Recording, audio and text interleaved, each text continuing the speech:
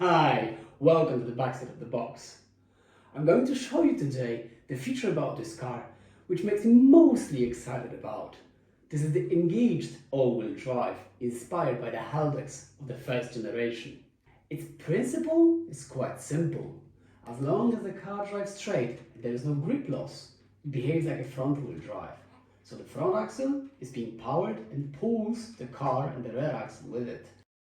The speed of both axles is more or less the same, but as soon as there's a grip loss, it generates the speed difference between these two axles.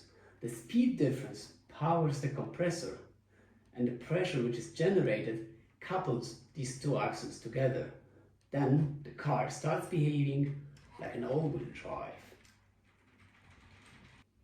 Lego has obviously its limitations. Nevertheless, I tried to adopt the same principle. Let's see how it works.